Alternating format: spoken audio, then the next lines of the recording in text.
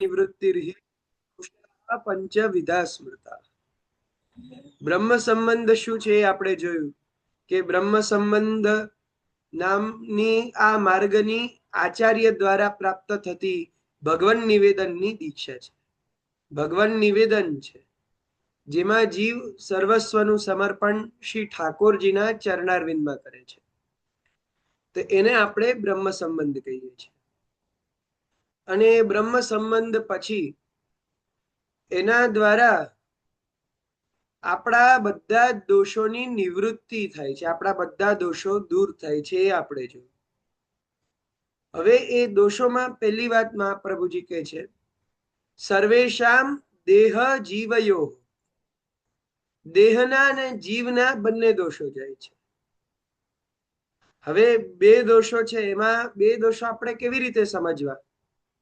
આમાં આપણને ટીકાકારો બહુ સરસ વસ્તુ સમજાવે છે કે ઘણા બધા આપણા દોષો આપણા દેહના છે. જેમ આપણે કોઈ હીન કુલમાં જન્મ લીધો અથવા આપણે કોઈ એવા હીન પરિવારમાં કે જેમાં ભગવત ભક્તિ નથી થતી, ઉલટાના એના વિરુદ્ધ વાતાવરણ, વિરુદ્ધ આચરણ છે, ખરાબ આચરણ છે, એવી કોઈ જગ્યાએ જન્મ લીધો, અથવા કોઈ શારીરિક એવા દોષો સાથે આપણે જન્મ લીધો જે આપણને આ દેહ સાથે મળ્યા છે. અને જીવના દોષો જે શ્રી મહાપ્રભુજી પહેલા બાલબોધમાં પણ સમજાવી ચુક્યા છે કે જીવાહા સ્વભાવતો દુષ્ટા, કે જીવ તો સ્વભાવથી જ દોષો કરવા વાળો છે. હવે જીવને દોષો કેમ થાય છે એ પણ સમજો. આપણે આટલા વર્ષોથી ઠાકોરજીથી દૂર રહ્યા, આટલા વર્ષો એટલે ખાલી આ જન્મના દોષો નહીં ગણવાના, પણ જ્યારથી આપણે પ્રભુથી છૂટા પડ્યા છીએ ત્યારથી લઈને આજ દિવસ સુધી આપણને પ્રભુનો સંબંધ જતો રહ્યો. અને ભગવત સંબંધ જવાને કારણે આપણામાં ઘણા બધા પ્રકારના અધ્યાસો આવી ગયા. પ્રાણાધ્યાસ છે, દેહાધ્યાસ છે, ઇન્દ્રિયાધ્યાસ છે, અંતઃકરણાધ્યાસ છે, સ્વરૂપ વિસ્મૃતિ છે, એવા 5 પ્રકારના અધ્યાસો આવી ગયા. કેટલી બધી પ્રકારની અવિદ્યાઓ આપણામાં આવી ગઈ. તો આ બધાને કારણે આપણામાં એક અહંકાર આવી ગયો છે, કામ ક્રોધ ઇત્યાદિ દુર્ગુણો આવી ગયા છે, અને મોટી વસ્તુ આપણે આપણા ઠાકોરજીને ભૂલી ગયા છે. આ બધી વસ્તુ આપણા જીવના દોષો છે. હવે આ ઘણા દોષો એવા હોય છે કે એમાંથી તમે હું કોઈ છૂટી નથી શકતા. આ બધા અધ્યાસો આપણને બધાને લાગુ પડે છે, અને એ બધા અધ્યાસો લાગુ પડવાને કારણે આપણા પ્રભુના મિલનમાં આ બધા દોષો બાધક રૂપ બને છે. તો અહીંયા બે પ્રકારના દોષોની પહેલા જ વાત કરી કે દેહના અને જીવના. તો હવે આ બંને દ્વારા થતા દોષોમાં પછી 5 પ્રકારના દોષોની વાત અહીંયા થશે. સર્વેશામ દેહ જીવયો સર્વદોષ નિવૃત્તિર્હિ દોષાઃ પંચવિધા સ્મૃતા. અહીંયા કીધું સર્વદોષ નિવૃત્તિ, આ બધા દોષોની નિવૃત્તિ. બધા એટલે કેટલા દોષો? તો દોષાઃ પંચવિધા સ્મૃતા. દોષ 5 પ્રકારના છે. હી થી આ વસ્તુનો નિશ્ચય કર્યો કે નિશ્ચિત રૂપમાં ખરેખર દોષો તો 5 રીતના જ છે. આ 5 પ્રકારના દોષોમાં બધા જ દોષો આવી જાય છે. પંચવિધ દોષો છે. હવે એ દોષો આપણે કયા કયા છે એ જોઈશું. તેનાથી આપણને ખબર પડે કે કયા કયા દોષો આપણા હાથમાં નથી ને કયા કયા દોષો આપણા હાથમાં છે. એ પહેલા આપણે જોઈએ કે આ બધા દોષોની નિવૃત્તિ બ્રહ્મ સંબંધ દ્વારા થાય છે.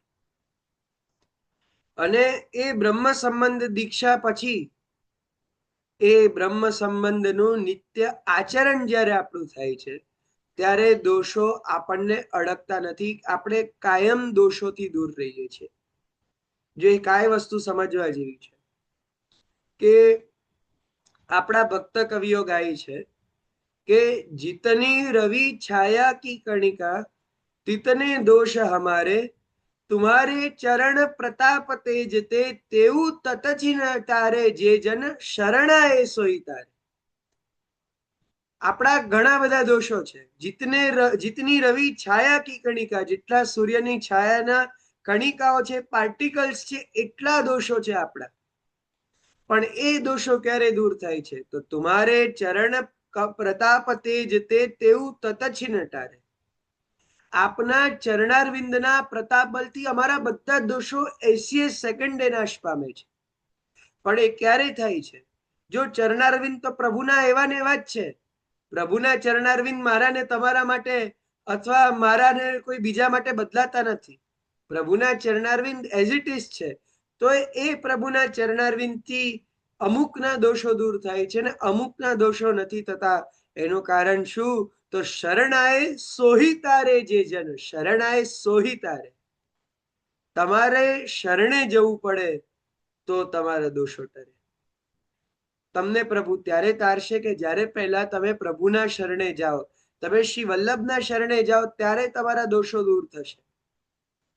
એટલે શરણાએ સોઈ તારેની વસ્તુ પહેલા યાદ રાખવાની છે.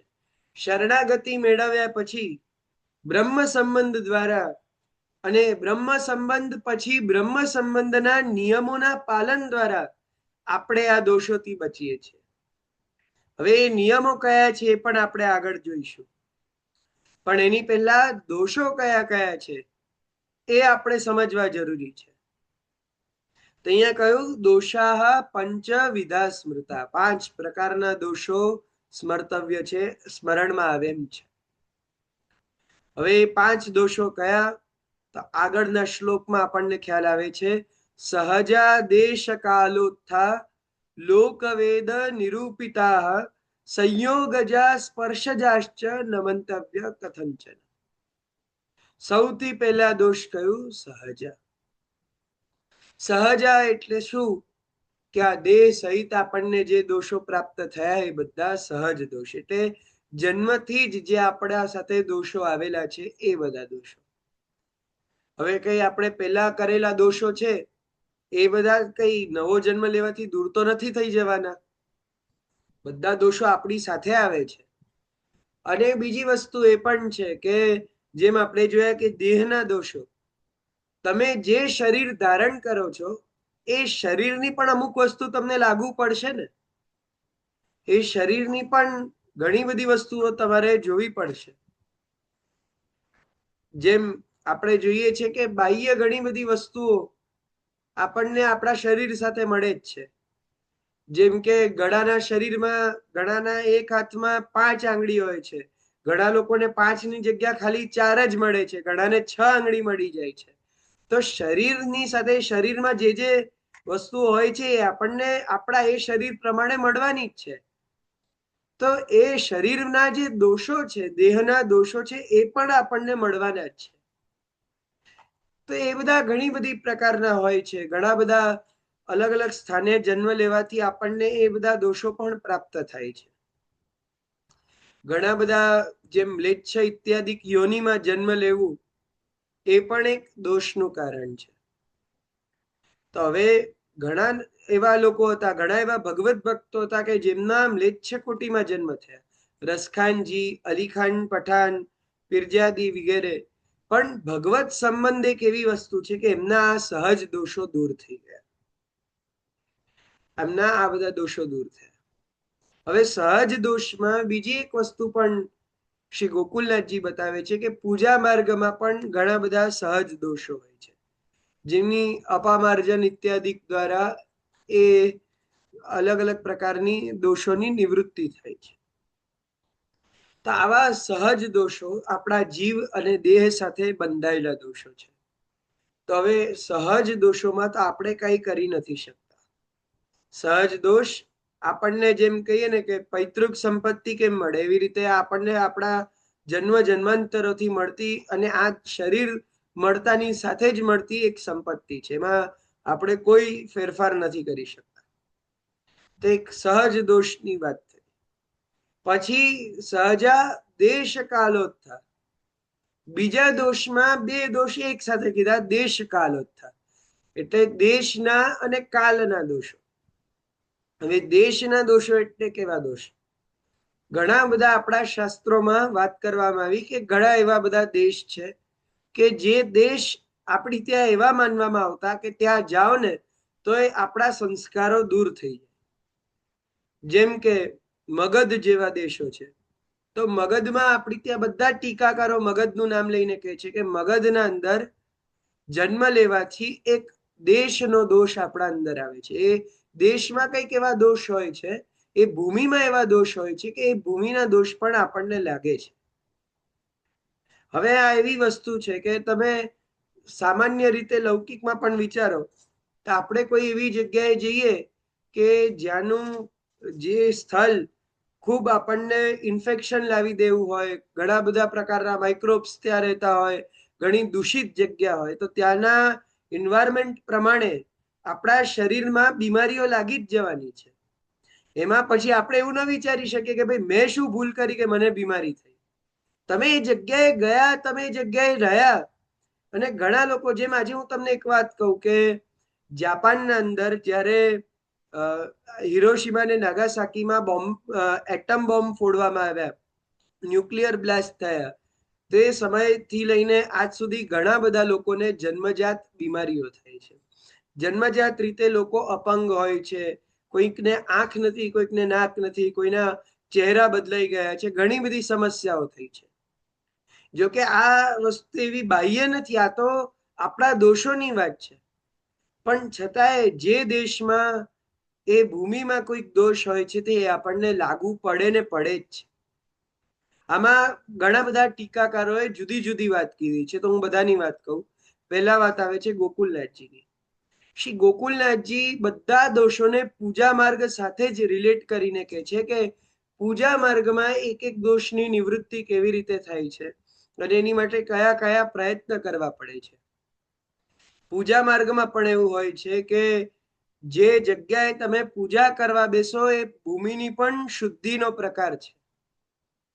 એ જગ્યાની પણ શુદ્ધિ કરવી પડે છે, અપામાર્જન ઇત્યાદિ કરવું પડે છે.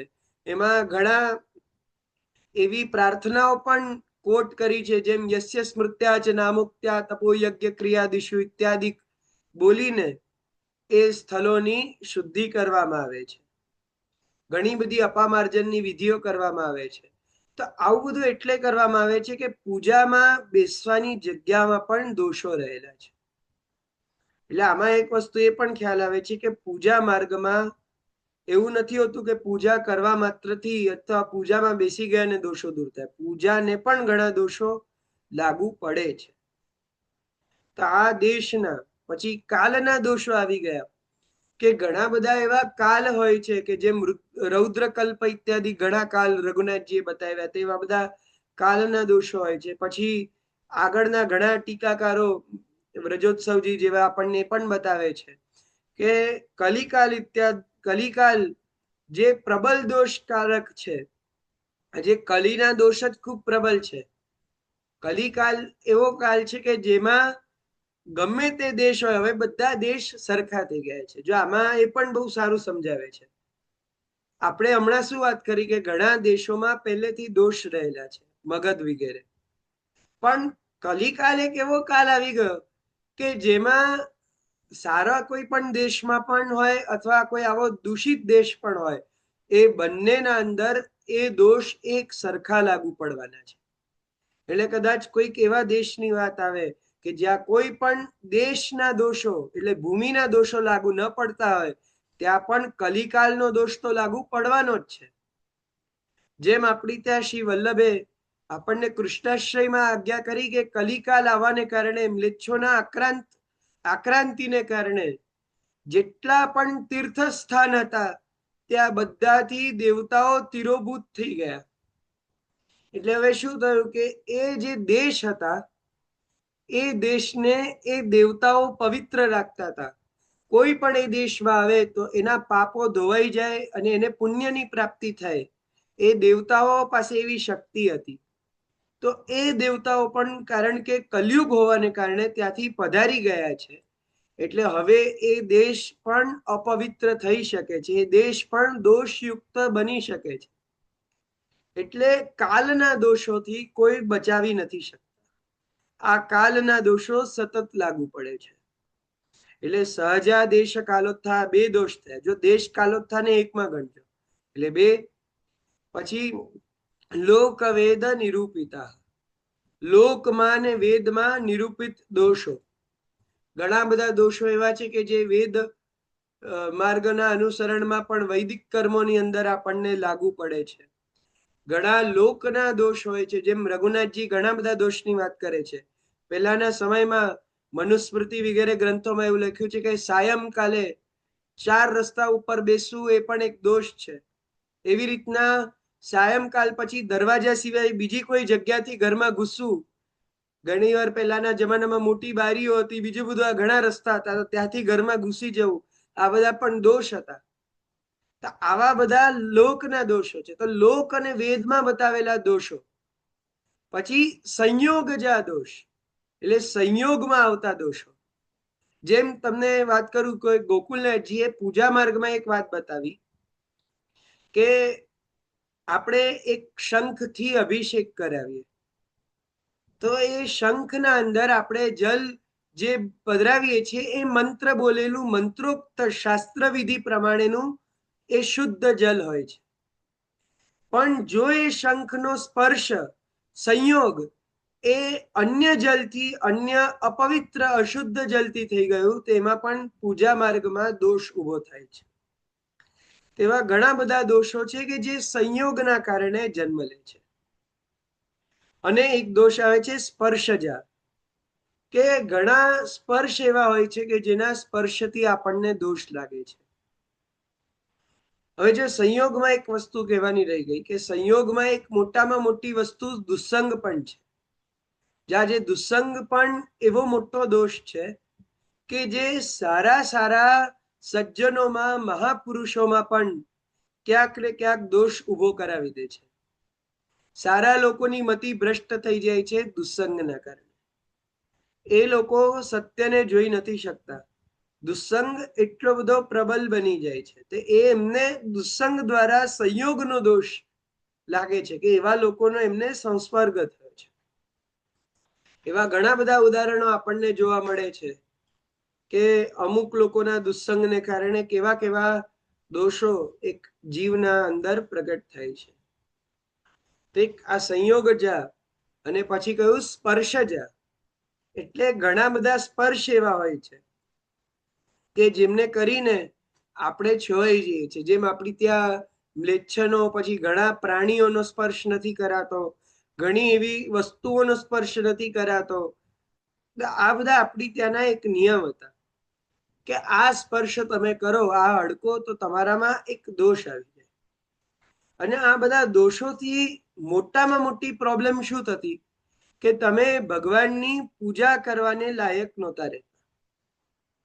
તમે ભગવાનની પૂજા કરવાના યોગ્ય નહીં રહ્યા. તો પૂજા માર્ગમાં આ બધા દોષોની અલગ અલગ પ્રકારે નિવૃત્તિ બતાવવામાં આવી છે.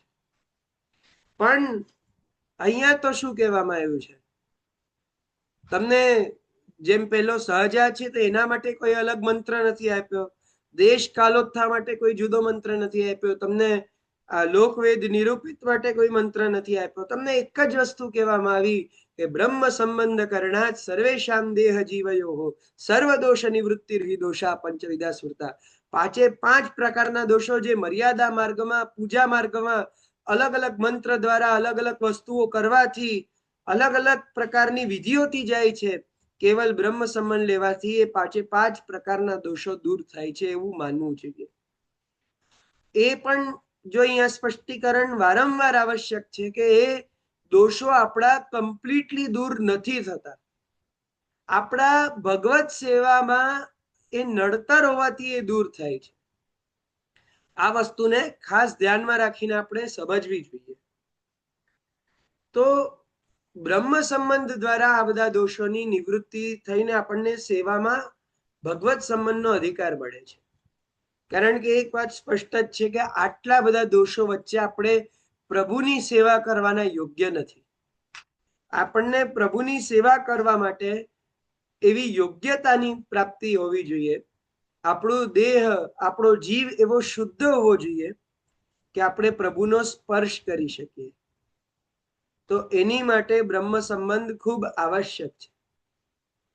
એટલા માટે તો શ્રી ગુસાઈજી જ્યારે અલગ અલગ પ્રકારના ભક્તિ માર્ગીય અપરાધોની વાત કરે છે, ત્યારે આત્મનિવેદન રહિતા સેવાને પણ એક અપરાધ ગણાવે છે. આત્મનિવેદન કર્યા વગર સેવા કરવું પણ એક દોષ છે. એનું કારણ એ જ કે છે કે એમાં તમારામાં ઘણા બધા પ્રકારના દોષો રહેલા છે. એ બધા દોષોથી તમે સંક્રમિત રહો છો, એના કારણે તમને પ્રભુની સેવાનો અધિકાર નથી મળ્યો. તો આવી રીતના સેવા માર્ગમાં આ દોષોની નિવૃત્તિ આવશ્યક છે. તો બ્રહ્મ સંબંધ દ્વારા આ દોષોની નિવૃત્તિ કેવી રીતે થાય છે એ સમજો. પહેલા તો આપણને મનમાં એક પ્રશ્નમાં થવો જોઈએ કે પૂજા માર્ગમાં પણ પૂજામાં દોષ રહે છે આપણે જોયા. તો એ પૂજા તો આપણે ભગવાનની જ કરીએ છીએ ને, તો ભગવાનની સેવા કરવામાં દોષ નથી રહેતા, તો પૂજા કરવામાં દોષ કેમ રહી જાય છે? પૂજા કરવામાં કેમ એવું નથી કે એક બ્રહ્મ સંબંધ કરી લીધું ને પૂજા માર્ગના દોષો દૂર થઈ ગયા? એમાં કોઈ એવી વિધિ કેમ નથી? આવું બધું વિધિઓ કેમ ભજવવી પડે છે? તેનું કારણ આપણા આચાર્યો એ બતાવે છે કે પૂજામાં કોઈ દિવસ સાક્ષાત પુરુષોત્તમની પૂજા નથી થતી. જ્યાં ફરક સમજજો. પૂજા માર્ગમાં પ્રભુના વિભૂતિ રૂપની પૂજા કરવામાં આવે છે. પ્રભુના અલગ અલગ અવતારોની દેવતા રૂપોની પૂજા થાય છે. સાક્ષાત પુરુષોત્તમ શ્રી કૃષ્ણના મૂળ સ્વરૂપની તો કેવલ ને કેવલ સેવા જ થઈ શકે છે. કૃષ્ણ તો કેવલ ભજનીય છે. સર્વદા સર્વભાવેન ભજનીયો વ્રજાદીપ. પ્રભુ ભજનીય છે, સેવા કરવા માટે સેવામાં બિરાજે છે. એ પ્રભુ પૂજા માર્ગમાં નથી બિરાજતા. એટલે પૂજા જ્યારે કરવામાં આવે છે ત્યારે એક વિભૂતિ પરક પૂજા થાય છે. અને એક વસ્તુ ધ્યાન એ પણ રાખવાની છે કે કૃષ્ણ સિવાય બીજા એવા કોઈ દેવતા જ નથી કે જે પોતે દોષ રહિત હોય. શ્રી મહાપ્રભુજી કહે છે કે કૃષ્ણાત પરમ નાસ્તિ દૈવમ વસ્તુતો દોષવર્જિતમ. કૃષ્ણ સિવાય એવું કોઈ દેવ નથી કે જે વાસ્તવમાં દોષથી બચેલા હોય, નિર્દોષ હોય. જો અહીંયા દોષનો એવો અર્થ નથી પાપી કેવો, પણ અહીંયા એવો છે કે કોઈક ને કોઈક એક દોષ દેવતાઓને લાગી જ જાય છે. ને ઘણીવાર આપણને પુરાણોમાં કથાએ મળે છે કે આ દોષને દૂર કરવા માટે આ દેવે અહીંયા સ્નાન કર્યું, આ દેવે આ કર્મ કર્યું, આ દેવી બીજા દેવની આટલી વર્ષો સુધી તપસ્યા કરી. દોષ મુક્તિના પ્રયત્નો દેવતાઓને પણ કરવા પડે છે. પણ જ્યારે આપણે શ્રી કૃષ્ણની વાત કરીએ છીએ ત્યારે એ કૃષ્ણ જેવા છે કે નિર્દોષ સર્વેષ્ટદઃ. એ કૃષ્ણને જ કોઈ દોષ લાગુ નથી પડી શકતા. એટલે એ કૃષ્ણ સાથે સંબંધ થતાની સાથે જ આ બધા દોષો ઓટોમેટિકલી દૂર થઈ જાય છે. કૃષ્ણ એટલા શક્તિશાળી છે કે એ આપણા દોષોને દૂર કરે છે. એટલા માટે પૂજા માર્ગમાં આ બધા પ્રયત્ન આપણે કરવા પડે છે. તો શ્રી કૃષ્ણની આ પ્રકારે શરણાગતિ કર્યા બાદ સર્વસ્વનું સમર્પણ એ આવશ્યક છે. અને એ આત્મનિવેદન કર્યા પછી એ આત્મનિવેદન ના અનુકૂળ જીવન જીવવું એ વધારે મોટી વાત છે. કારણ કે પુરુષોત્તમજી અહીંયા આપણને સમજાવે છે કે 3 દોષ તો પહેલા જે કયા એ તો આપણા હાથમાં જ નથી. સહજા દોષ તો તમારા જન્મથી સાથે છે. દેશના દોષો, કાલના દોષો, આ બધા દોષોમાં શું કરવાના તમે? તો આ બધા જે દોષો છે એ દોષોના અંદર બ્રહ્મ સંબંધના અનુકૂળ કાયમ જીવન એટલે અસમર્પિત વસ્તુનો ત્યાગ, પ્રભુ માટે સમર્પિત જીવન જીવવું અને કાયમ માટે પ્રભુની ભક્તિ ચાલુ રહેવી એક જ માત્ર ઉપાય છે કે આપણે દોષથી બચતા રહીએ. એવું નથી કે એકવાર આપણે બ્રહ્મ સંબંધ લીધું, દોષો દૂર થઈ ગયા અને પછી આપણે છૂટા. એ દોષો પછી પણ આપણને બાધક રૂપ ન થાય એના માટે આપણે આ રીતના બ્રહ્મ સંબંધના અનુકૂળ જીવન વ્યતીત કરવું પડશે. બ્રહ્મ સંબંધ કેવલ એક દીક્ષા માત્ર નથી. જો આપણે ત્યાં કહીએ ને કે ખોટી વસ્તુ નથી હોતી. એટલે કે ભાઈ બ્રહ્મ સંબંધ આપણે લઈ લીધું તે ખાલી આપણે કેવા પૂરતું લીધું તો એક દીક્ષા માત્ર છે, એટલે બોલવા માત્ર આપણે કર્યું છે. આપણા પુષ્ટિ માર્ગનો સિદ્ધાંત એ છે કે આપણે જે બોલીએ છીએ એના ઉપર આપણે ખરા ઉતરીએ છીએ. એટલે અસમર્પિત વસ્તુનો ત્યાગ એ બહુ આવશ્યક છે. એવી રીતના પ્રભુને સમર્પિત જીવન જીવવાની સાથે સેવા કરવી એ બહુ આવશ્યક છે. એટલે આપણા જીવનમાં ભગવત સંબંધ જો છૂટી ગયો તો પાછા દોષોને આવતા વાર જ નથી લાગતી. અત્યારે દોષો શું કામ દૂર થયા? તો ભગવાનના સંબંધ હોવાને કારણે, બ્રહ્મનો સંબંધ થવાને કારણે. જો એ બ્રહ્મના સંબંધથી દૂર થવા લાગે તો પછી આપણને પાછા એ દોષો લાગવા જ લાગશે. તો એક વસ્તુ છે કે સેવામાં આ દોષો ક્યારે બાધક નહીં થાય, એ વસ્તુ બ્રહ્મ સંબંધથી ક્લિયર થઈ ગઈ છે. એટલે હવે બ્રહ્મ સંબંધ લીધા પછી આપણને એક ચિંતા ન થવી જોઈએ કે મારામાં તો ઘણા બધા અપરાધો છે, તો હું કેવી રીતે સેવા કરું, સેવા સ્વીકારશે કે નહીં સ્વીકારે, એવી ક્યારેય બ્રહ્મ સંબંધી જીવને ચિંતા ન થવી જોઈએ. પ્રભુ બ્રહ્મ સંબંધ લીધા પછી જીવનો ક્યારે હાથ નથી છોડતા, એ વિશ્વાસ હંમેશા દ્રઢ રાખવાનો છે. આ બધું સમજાવવાનું કારણ શું? જો આ બ્રહ્મ સંબંધની વાત કર્યા પછી પણ ઘણા વૈષ્ણવોને ચિંતા થાય છે, એટલે શ્રી મહાપ્રભુજીને નવરત્નમાં આ વસ્તુની વધારે ચોખવટ કરવી પડી કે ચિંતા કાપી નકાર્યા નિવેદિતાત્મ ભી કદાપિતી. ભાઈ, તમે નિવેદન કરી દીધું છે તો તમે ચિંતા નહીં કરો. ભગવાન અપી પુષ્ટિસ્થો ન કરિષ્યતિ લૌકિકિંચ ગતિમ.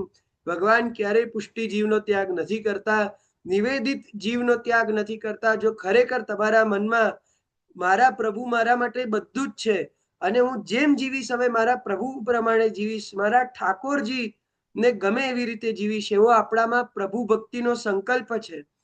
જો આપણે બ્રહ્મ સંબંધ લીધું છે, જો આપણે શ્રી વલ્લભના જીવ છે, તો આપણને ક્યારેય ચિંતા એ વાતની તો રહેવી જ ન જોઈએ કે પ્રભુ મારી ભક્તિ સ્વીકારશે કે નહીં. જે રીતની આપણે ભક્તિ કરીએ, આપણાથી જેટલા સાધન ઉપલબ્ધ હોય, એવું પણ નથી કે આપણે આપણા લિમિટથી બહાર જઈને પ્રયત્ન કરી કે આટલું તો કરવું જ પડે. શરીર ઘસીને એવી રીતે પણ આપણે સાધન નથી કરવાના.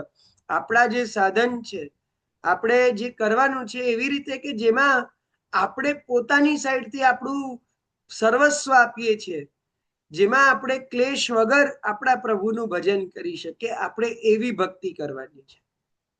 અહીંયા મૂળ વસ્તુ આપણા પ્રભુની પ્રસન્નતા જ હોવી જોઈએ. કોઈ ક્રમ પૂરો પાડવો અથવા કોઈ નિયમાવલી પૂરી પાડવી, કોઈએ કીધું એ કરવું, એના કરતા વધારે આપણા પ્રભુના સુખનો વિચાર એ પ્રથમ હોય. એ સેવા આપણે બ્રહ્મ સંબંધ પછી કરવાની છે. તો એ આપણો સ્વધર્મ છે. આ વિષયની ચર્ચા આપણે આવતીકાલે પણ કરીશું કે બ્રહ્મ સંબંધી જીવના જીવનમાં નિયમો શું શું હોય છે અને આ સંબંધ આપણો કેવી રીતે પ્રભુ સાથેનો દ્રઢ રહે. પણ સેવામાં આપણને કોઈ વસ્તુ બાધક નહીં બને, એ આપણને આજે ખ્યાલ આવ્યો. અને 5 પ્રકારના દોષો કેવા છે એની આપણને અહીંયા સમજણ પ્રાપ્ત થઈ. હવે જો આ સેવાની એક વાત આવી તો મને બીજી એક વસ્તુ યાદ આવી કે આવતીકાલે નિર્જલા એકાદશી છે. તો એ ઘણા બધા લોકોને મનમાં એવો ઉત્સાહ, ઉમંગ જાગે કે આપણે નિર્જલા એકાદશી કરીએ. તો હવે નિર્જલા એકાદશી કરવામાં એક વસ્તુનું ધ્યાન એ રાખવાનું છે કે ભાઈ એ નિર્જલા કરતા કરતા આપણા આમાં નિર્બલ તો નથી થઈ જતા ને? આપણે નિર્જલ કરતા આપણે નિર્બલ નથી બની જતા ને? કારણ કે ઘણીવાર એવું પણ થાય છે કે આપણે ખાઈએ નહીં, પાણી પણ ન પીએ, ત્યારે આપણામાં શરીરમાં એવી એનર્જી નથી રહેતી, એવો ઉત્સાહ આપણા પ્રભુની સેવામાં નથી રહેતો. જો એકાદશીનું ફળ એ બીજા માટે મોક્ષ હશે કે બીજા માટે કંઈક બીજું હશે, આપણે તો કેવલ ને કેવલ ભગવત સંબંધથી કે આપણા આચાર્ય ચરણોએ શાસ્ત્રની આજ્ઞા પ્રમાણે આપણને કહ્યું છે કે એકાદશીઓ કરવાની, એટલે આપણે કરીએ છીએ. અને એકાદશીનો બીજો એક એ પણ છે કે આપણા અંદર ઉર્જા વધે એટલે આપણે કરીએ છીએ. પણ જો એ જ એકાદશી આપણા અંદર ઉર્જા ઓછી કરીને આપણને સેવામાં આપણું મન દૂર કરતા આપણામાં આળસ લાવે એવી થતી હોય તો પછી એવું વ્રત આપણા માટે કામનું નથી. આપણી પ્રાયોરિટી, આપણી મુખ્યતા સેવામાં જ છે. અને એ સેવામાં જેટલી વસ્તુ આપણને ઉપયોગી થતી હોય, જેટલી વસ્તુ આપણને કે અનુકૂલસ્ય સંકલ્પાની પ્રતિકૂલસ્ય વર્જનમ, અનુકૂળ વસ્તુનો સંકલ્પ અને પ્રતિકૂળ વસ્તુને દૂર કરવી, એ જ સેવા માર્ગમાં એક વૈષ્ણવનું કર્તવ્ય છે. તો